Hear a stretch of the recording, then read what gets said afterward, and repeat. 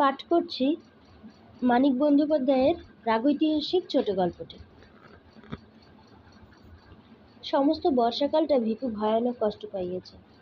আষাঢ় মাসের প্রথমে বসন্তপুরের বৈকুণ্ঠ সাহার গদিতে ডাকাতি করিতে গিয়া তাহাদের দলকে দল ধরা পড়িয়া যায়। 11 জনের মধ্যে কেবল ভিখুই কাঁধে একটা বর্ষার খোঁচা খাইয়া পালাইতে পারিয়াছিল। রাতারাতি 10 মাইল দূরের মাথাভাঙা পুলটার নিচে পৌঁছিয়া অর্ধেকটা শরীর কাদায় ডুবাইয়া সরবনের মধ্যে দিনের বেলাটা লুকাইয়াছিল। রাত্রে আরো 9 ক্রোশ পথ হাঁটিয়া একবারে পেল্লাদবাগদের ভিতর চিতলপুরে। পেল্লাদ তাহাকে আশ্রয় দেয় নাই। কাঁধটা দেখাইয়া বলিয়াছিল, ঘাওখান সহজ লয় সাঙ্গাত। উটি পাকব, গা ফুলব, জানাজানি হইয়া গেলে আমি কনে যামু? খুনটু যদি না করতিস, তরেই খুন করতে মন লইতেছে পেল্লাদ। এই জন্মে লা সাঙ্গাত। বন কাছেই ছিল, 5 মাইল উত্তরে। ভিখু অগত্যা বনেই আশ্রয় লইল। পেল্লাদ নিজে বাঁশ কাটিয়া বনের একটি দুর্গম অংশে সিঞ্জুরি গাছের নিবিড় ঝোপের মধ্যে তাহাকে একটি মাচা বাঁধিয়া দিল। তালপাতা দিয়া একটা আচ্ছাদন করিয়া দিল। বলিল, বাতলার বাঘটাক সব পাহাড়ের উপর গেছে গা। সাপে যদি না কাটে তো আরাম কইরেই থাকবি ভিখু। খামু কি? চিরা গুড় দিলাম যে, 2 দিন বাদে বাদে ভাত লইয়া আসুম। রোজ আইলে মাইনষে সন্দেহ করব। কাঁধের ঘাটা লতাপাতা দিয়ে বাঁধিয়া আবার আসিবার আশ্বাস দিয়ে পেল্লাদ চলিয়া গেল। রাত্রে ভিখুর জ্বর আসিল। পরদিন টের পাইয়া গেল পেল্লাদ কথাই ঠিক, কাঁধের ঘা ভিখুর দুনিয়া উঠিয়াছে। টের পাওয়া গেল পেল্লাদের কথাই ঠিক, কাঁধের ঘা ভিখুর দুনাইয়া উঠিয়াছে। ডান হাতটি ফুলিয়া ঢোল হইয়া গিয়াছে এবং হাতটি তাহার নাড়িবার সামর্থ্য নাই। বর্ষাকালে যে বনে বাঘ বাস করিতে চায় না, এমনই অবস্থায় সেই বনে জলে ভিজিয়া মশা ও পোকার উৎপাত সহিয়া দেহের কোনো না কোনো অংশ হইতে ঘণ্টায় একটি করিয়া যোগ টানিয়া ছাড়াইয়া জ্বরে ও ঘায়ের ব্যথায় ধুকিতে ধুকিতে ভিখু 2 দিন 2 রাত্রি সংকীর্ণ মাচাটুকুর উপর কাটাইয়া দিল। বৃষ্টির সময় ছাট লাগিয়ে সে ভিজিয়া গেল। রোদের সময় ভাবসা গাঢ় গুমটে সে হাঁপাইয়া হাঁপাইয়া শ্বাস টানিল। পোকার অত্যাচারে দিবারাত্রি তাহার এক মুহূর্তের স্বস্তি রইল না। পেল্লাদ কয়েকটা বিড়ি দিয়া গিয়েছিল, সেগুলি ফুরিয়ে গিয়েছে। 3-4 দিনের মতো চিড়া আছে বটে, কিন্তু গুড় একটিও নাই। গুড় ফুরাইয়াছে, কিন্তু গুড়ের লোভে যে লাল পিঁপড়াগুলি ঝাঁক বাঁধিয়া আসিয়াছিল, তাহারা এখনো মাচার উপর ভিড় করিয়া আছে। তাহাদের হতাশার জ্বালা ভিখুই অবিরত ভোগ করিতেছে সর্বাঙ্গে। মনে মনে পেল্লাদের মৃত্যু কামনা করিতে করে ভিখু তবু বাঁচিবার জন্য প্রাণপণে ঝুঁজিতে লাগিল। যেদিন পেল্লাদের আসিবার কথা, সেদিন সকালে কলসির জলটাও তাহার ফুরাইয়া গেল। বিকাল পর্যন্ত পেল্লাদের জন্য অপেক্ষা করে তৃষ্ণার পীড়ন আর সহিতে না পারিয়া কলসিটা লইয়া কত কষ্টে খানিক দূরের নালা হইতে 1/2 কলসি জল ভরিয়া আনিয়া আবার মাচায় উঠিল, তাহার বর্ণনা হয় না। অসহ্য ক্ষুধা পাইলে চিরা চিবাইয়া সে পেট ভরাইল।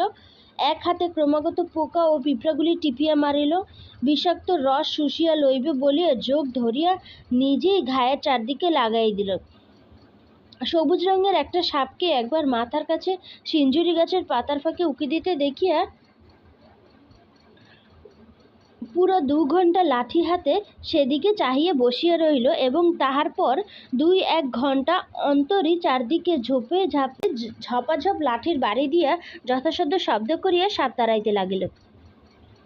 মরিবে না, সে কিছুতেই মরিবে না। বনের পশু যে অবস্থায় বাঁচে, সেই অবস্থায় মানুষ সে বাঁচিবেই। পেল্লাদ গ্রামান্তরে কুটুমবাড়ি গিয়াছিল। পরদিনও সে আসিল না। কুটুমবাড়ির বিবাহ উৎসবে তারি টানিয়া বেহুশ হইয়া পড়িয়া রহিল। বনের মধ্যে ভিখু কিভাবে দিনরাত্রি কাটাইতেছে, 3 দিনের মধ্যে সে কথা একবার তাহার মনেও পড়িল না। ইতোমধ্যে ভিখুর ঘা পচিয়া উঠিয়া লালচে রস গড়াইতে আরম্ভ করিয়াছে। শরীরও তাহার অল্প অল্প ফুলিয়াছে। জ্বরটা একটু কমিয়াছে, কিন্তু সর্বাঙ্গের অসহ্য বেদনা দম ছুটানো তারের নেশার মতোই ভিখুকে আচ্ছন্ন অভিভূত করিয়া ফেলিয়াছে। সে আর এখন ক্ষুধা তৃষ্ণা অনুভব করিতে পারে না। জোকেরা তাহার রক্ত শুষিয়া শুষিয়া কচি পটলের মতো ফুলিয়া উঠিয়া আপনা হইতেই নিচে খসিয়া পড়িয়া যায়। সে টেরও পায় না। পায়ের ধাক্কায় জলের কলসিটা এক সময় নিচে পড়িয়া ভাঙিয়া যায়। বৃষ্টির জলে ভিজিয়া পুটুলির মধ্যে চিড়াগুলি পচিতে আরম্ভ করে। রাত্রে তাহার ঘায়ের গন্ধে আকৃষ্ট হইয়া মাচার আশেপাশে শিয়াল ঘুরিয়া বেড়ায়। কুটুমবাড়ি হইতে ফিরিয়া বিকালের দিকে ভিখুর খবর লইতে গিয়া ব্যাপার দেখিয়া পেহ্লাদ গম্ভীরভাবে মাথা নাড়িল। ভিখুর জন্য এক বাটি ভাত ও কয়েকটি পুঁটি মাছ ভাজা আর একটু পুঁই চচ্চড়ি সে সঙ্গে লইয়া গিয়েছিল। সন্ধ্যা পর্যন্ত ভিখুর কাছে বসিয়া থাকিয়া ওগুলি সে নিজেই খাইয়া ফেলিল। তারপর বাড়ি গিয়া বাঁশের একটা ছোট মই এবং তাহার বোনাই ভরতকে সঙ্গে করিয়া ফিরিয়া আসিল। মইয়ে শোয়াইয়া তাহারা দুজনে ভিখুকে বাড়ি লইয়া গেল। ঘরের মাচার উপর খড় বিছাইয়া শয্যা রচনা করিয়া তাহাকে শোয়াইয়া রাখিল। আর এমনই শক্তপ্রাণ ভিখুর যে শুধু এই আশ্রয়টুকু পাইয়ে বিনা চিকিৎসায় ও একরকম বিনা যত্নেই 1 মাস মুমূর্ষু অবস্থায় কাটাইয়া সে ক্রমে ক্রমে নিশ্চিত মরণকে জয় করিয়া ফেলিল। কিন্তু ডান হাতটি তাহার আর ভালো হইল না। গাছের মরা ডালের মতো শুকাইয়া গিয়া অবশ অকর্মণ্য হইয়া পড়িল। প্রথমে অতি কষ্টে হাতটা সে একটু নাড়িতে পারিত, কিন্তু শেষ পর্যন্ত সে ক্ষমতাটুকু তাহার নষ্ট হইয়া গেল। কাঁধের ঘা শুকাইয়া আসিবার পর বাড়িতে বাহিরের লোক কেহ উপস্থিত না থাকিলে ভিখু তাহার একটিমাত্র হাতের সাহায্য। পেহ্লাদ সে সময় বাড়ি ছিল না। সঙ্গে নিয়ে তারি গিলতে বাহির হইয়া গিয়াছিল। পেহ্লাদের বোন গিয়াছিল ঘাটে। পেহ্লাদের বউ ছেলেকে ঘরে শোয়াইতে আসিয়া ভিখুর চাহানি দেখে তাড়াতাড়ি পালাইয়া যাইতেছিল। ভিখু তাহার একটা হাত চাপিয়া ধরিল, কিন্তু পেহ্লাদের বউ বাগদির মেয়ে। দুর্বল শরীরে বাঁ হাতে তাহাকে আয়ত্ত করা সহজ নয়। এক ঝটকায় হাত ছাড়াইয়া সে গাল দিতে দিতে চলিয়া গেল। পেহ্লাদ বাড়ি ফিরিলে সব বলিয়া দিল। তারের নেশায় পেহ্লাদের মনে হইল এমন নেমোখারাপ মানুষটাকে একেবারে খুন করিয়া ফেলাই কর্তব্য। হাতের মোটা বাঁশের লাঠিটা বউয়ের পিঠে এক ঘা বসাইয়া দিয়া ভিখুর মাথা ফাটাইতে গিয়া নেশার মধ্যেও একটু টের পাইতে বাকি রহিল না যে কাজটা যত বড় কর্তব্যই হোক, সম্ভব একেবারেই নয়। ভিখু তাহার ধারালো দা বটি বাঁ হাতে শক্ত করিয়া বাগাইয়া ধরিয়াছে। সুতরাং খুনোখুনির পরিবর্তে তাহাদের মধ্যে কিছু অশ্লীল কথার আদান প্রদান হইয়া গেল। শেষে পেহ্লাদ বলিল, তোর লাইগ্যা আমার 60 টাকা খরচ গেছে, টাকাটা দিয়া বাইর আমার বাড়ির থেকে দূর হ। ভিখু বলিল, আমার কোমরে একটা বাজু বাইন্ধে রাখছিলাম, তুই চুরি করছস। আগে আমার বাজু ফিরাইয়া দে, তবে যামু। তোর বাজুর খবর জানে কেডারে? বাজু দে কইলাম পেহ্লাদ, ভালো চাস। বাজু না দিলি শাহবাড়ির মেজকর্তার মতো গলাটা তোর একখান 2 ফাঁক কইরা ফেলুম। এই তোরে আমি কইয়া রাখলাম। বাজু পালিয়ে আমি অখনই যামু গিয়া। কিন্তু বাজু ভিখু ফেরত পাইল না। তাহাদের বিবাদের মধ্যে ভরত আসিয়া পড়ায় দুজনে মিলে ভিখুকে তাহারা কায়দা করিয়া ফেলিল। পেহ্লাদের বাহুমূলে একটা কামড় বসাইয়া দেওয়া ছাড়া দুর্বল ও পঙ্গু ভিখু আর বিশেষ কিছু করিয়া উঠিতে পারিল না। পেহ্লাদ ও তাহার বোনাই তাহাকে মারিতে আধমরা করিয়া ফেলিয়া বাড়ির বাহির করিয়া দিল। ভিখু শুকাইয়া আসা ঘা ফাটিয়া রক্ত বহিতেছিল। হাত দিয়া রক্ত মুছিতে ধুকিতে সে চলিয়া গেল। রাত্রের অন্ধকারে সে কোথায় গেল কেহই তাহা জানিতে পারিল না বটে, কিন্তু দুপুর রাতে পেহ্লাদের ঘর জ্বলিয়া উঠিয়া বাগদিপাড়ায় ভীষণ হইচই বাধাইয়া দিল। পেহ্লাদ কপাল চাপড়িয়া বলিতে লাগল, হায় সর্বনাশ, হায় সর্বনাশ, ঘর কি আমার শোনিয়া আইছিল, হায় সর্বনাশ। কিন্তু পুলিশের টানাটানির ভয়ে মুখ ফুটিয়া বেচারা ভিখুর নামটা পর্যন্ত করিতে পারিল না। সেই রাত্রি হইতে ভিখুর আদিম অসভ্য জীবনের দ্বিতীয় পর্যায় আরম্ভ হইল। চিতলপুরের পাশে একটা নদী আছে। পেহ্লাদের ঘরে আগুন দিয়া আসিয়া একটা জেলে ডিঙি চুরি করিয়া ভিখু নদীর স্রোতে ভাসিয়া গিয়াছিল। লগি ঠেলিবার সামর্থ্য তাহার ছিল না। একটা চ্যাপ্টা বাঁশকে হালের মতো করিয়া ধরিয়া রাখিয়া সে সমস্ত রাত কোনো রকমে নৌকার মুখ সিধা রাখিয়াছিল। সকাল হওয়ার আগে শুধু স্রোতের টানে সে বেশি দূর আগাইতে পারে নাই। ভিখুর মনে আশঙ্কা ছিল, ঘরে আগুন দেওয়ার শোধ লইতে পেহ্লাদ হয়তোবা তাহার নামটা প্রকাশ করিয়া দেবে। মনের জ্বালায় নিজের অসুবিধার কথাটা ভাবিবে না। পুলিশ বহুদিন যাবৎ তাহাকে ধরিবার চেষ্টা করিতেছে। বৈকুণ্ঠ সাহার বাড়িতে খুনটা হওয়ার ফলে চেষ্টা তাহাদের বাড়িয়েছে বই কমে নাই। পেলাদের কাছে খবর পাইলে পুলিশ আশেপাশে চারিদিকে তাহার খোঁজ করিবে। 20-30 মাইলের মধ্যে লোকালয়ে মুখ দেখানো তাহার পক্ষে বিপদের কথা। কিন্তু ভিখু তখন মরিয়া হইয়া উঠিয়াছে। কাল বিকাল হইতে সে কিছু খায় নাই। দুজন জোয়ান মানুষের হাতে বেদম মার খাইয়া এখনো দুর্বল শরীরটা তাহার ব্যথায় আড়ষ্ট হইয়া আছে। ভোর ভোর মহকুমা শহরের ঘাটের সামনে পৌঁছিয়া সে ঘাটে নৌকা লাগাইল। নদীর জলে ডুবিয়ে ডুবিয়ে স্নান করিয়া গায়ের রক্তের চিহ্ন ধুইয়া ফেলিয়া শহরের ভিতর প্রবেশ করিল। ক্ষুধায় সে চোখে অন্ধকার দেখিতেছিল। একটি পয়সাও তাহার সঙ্গে নাই যে মুড়ি কিনিয়া খায়।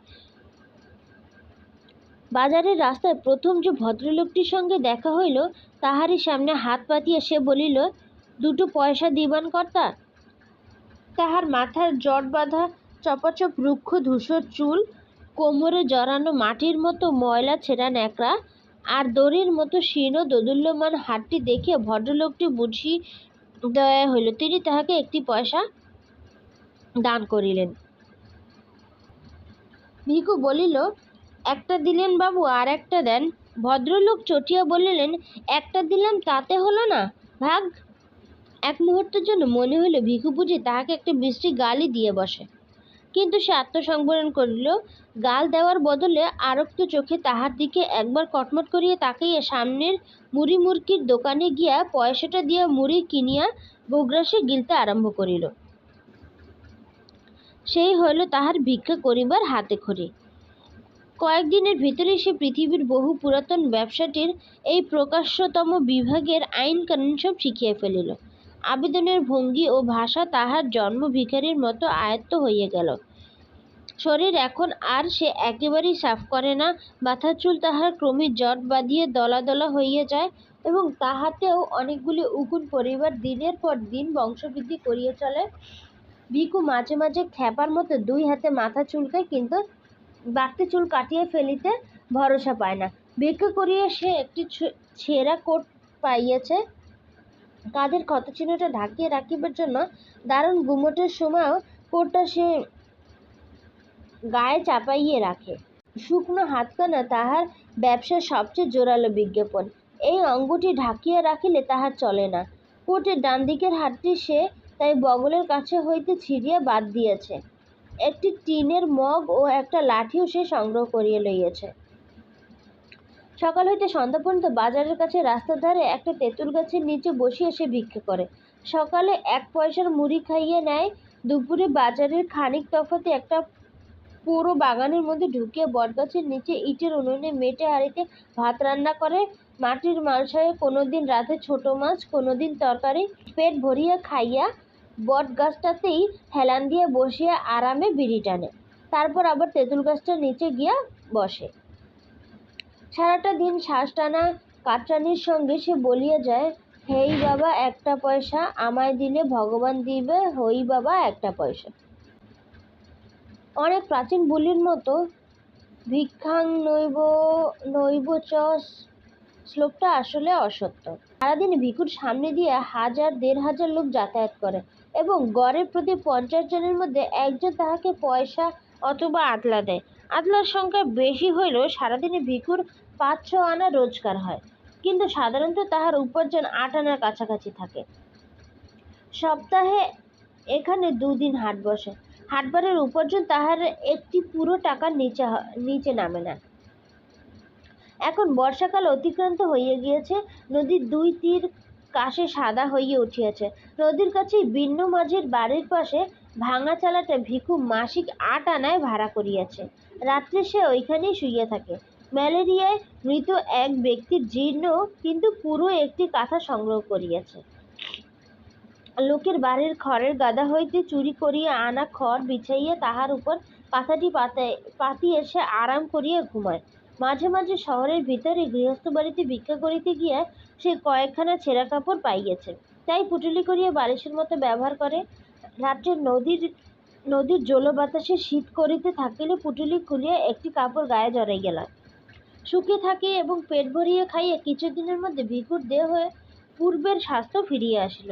তাহার ছাতি ফুলিয়া উঠিল। প্রত্যেকটি অঙ্গ সঞ্চালনের হাতের ও পিঠের মাংসপেশি নাচিয়া উঠিতে লাগিল। অবরুদ্ধ শক্তির উত্তেজনায় ক্রমে ক্রমে তাহার মেজাজ উদ্ধত ও অসহিষ্ণু হইয়া পড়িল। অভ্যস্ত বুলি আওড়াইয়া কাতরভাবে সে এখনো ভিক্ষা চায়, কিন্তু ভিক্ষা না পাইলে তাহার ক্রোধের সীমা থাকে না। পথের লোকজন না থাকিলে তাহার প্রতি উদাসীন পথিককে সে অশ্লীল গাল দিয়া বসে। 1 পয়সার জিনিস কিনিয়া ফাও পাইলে দোকানিকে মারিতে ওঠে। নদীর ঘাটে মেয়েরা স্নান করিতে নামিলে ভিক্ষা চাহিবার ছলে জলের ধারে গিয়া দাঁড়ায়। মেয়েরা ভয় পাইলে সে খুশি হয় এবং সরিয়া যাইতে বলিলে নড়ে না, দাঁত বাহির করিয়া দুর্বিনীত হাসি হাসে।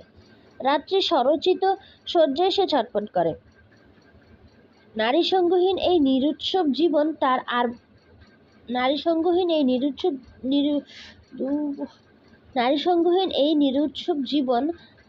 আর তার ভালো লাগে না। অতীতের উদ্দাম ঘটনাবহুল জীবনটির জন্য তাহার মন হাহাকার করে। তারির দোকানে ভারে ভারে তারি গিলিয়া সে হল্লা করিত, টলিতে টলিতে বসিরের ঘরে গিয়া উন্মত্ত রাত্রিযাপন করিত, আর মাঝে মাঝে দল বাঁধিয়া গভীর রাত্রে গৃহস্থের বাড়ি চড়াও হইয়া সে সকলকে মারিয়া কাটিয়া টাকা ও গহনা লুটিয়া রাতারাতি উধাও হইয়া যাইত। স্ত্রীর চোখের সামনে স্বামীকে বাঁধিয়া মারিলে তাহার মুখের যে অবর্ণনীয় ভাব দেখা দিত, পুত্রের অঙ্গ হইতে ফিনকি দিয়ে রক্ত ছুটিলে মা যেমন করিয়া আর্তনাদ করিয়া উঠিত, মশালের আলোয় যে দৃশ্য দেখা যায়, আর আর্তনাদ শোনার চেয়ে উন্মাদনাকর নেশা জগতে আর কি আছে। পুলিশের ভয়ে গ্রাম হইতে গ্রামান্তরে পালাইয়া বেড়াইয়া আর বনে জঙ্গলে লুকাইয়া থাকিয়া যেন তখন সুখী ছিল। তাহার দলের অনেকেই বারবার ধরা পড়িয়া জেল খাটিয়াছে, কিন্তু জীবনে একবারের বেশি পুলিশ তাহার নাগাল পায় নাই।